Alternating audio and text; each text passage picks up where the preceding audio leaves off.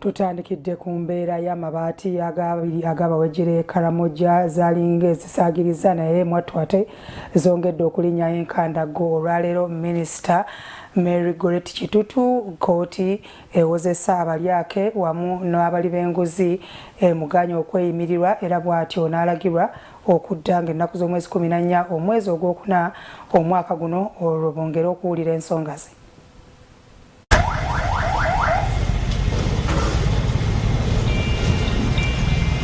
Kkooti ewozesa abali b'enguzi ko n'abalyake ya Anti-Corruption Court eyongezezaayo okuwulirako okweyimirirwa kwa Minisita Margaret Kitutu okutuuka nga 14 omwezi ogwokuna.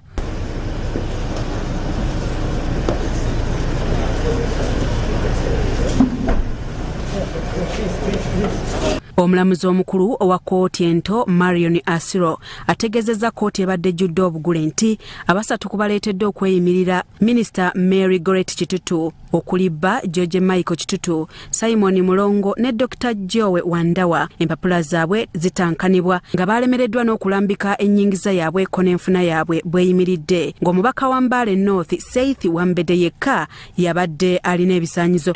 As mentioned by counsel for the applicant, in arguing the application, there are conditions to be considered as provided for under Section 77 of the Magistrates Court Act, the High Court Anti-Corruption Division Case Management Rules 2021, and the Constitution. Bannamateeka ba Minisita Kitutu nga bakulembeddwa Mike wa Masebo basabye omulamuzi abakkiriza olunaku lw'enkya baleeta ababeeyimirira abalala kyokka abaludde olwabi nga bakulembeddwamu Josephine Namatovu ne bategeeza nti olunaku lw'enkya tebajja kusobola kubeerawo. Olwo omulamuzi n'ayongezaayo okutuuka nga 14 nga olunaku lw'olwokutaano lwa ssabbiiti eno okuddamu okuwulira okweyimirirwa kuno. We are three for A1 and A3.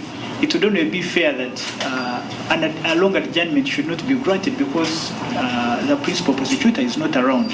Your Honor, my prayer would be, if the court is so inclined, that we avail the documents of those sureties, which we can undertake today before 6 p.m. to the state, and then we appear tomorrow at 2 p.m. if the court is so inclined to complete this particular application for A1. Friday is what is going to be available for us. We have earlier engagements which include court engagements. We all prosecute here, Your Worship.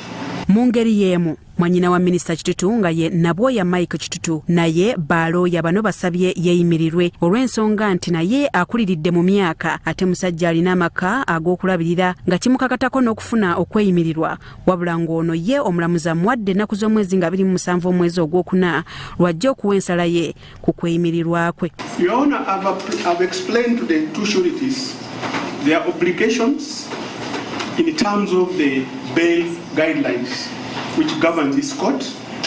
This application lacks merit and the same be denied accordingly. We are aware that Your Honor, grant of bail is at the discretion of court, and should this court find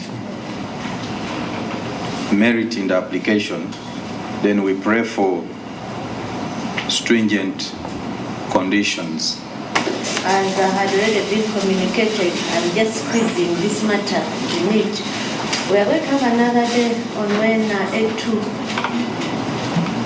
can appear. Reason being, I see my day being consumed.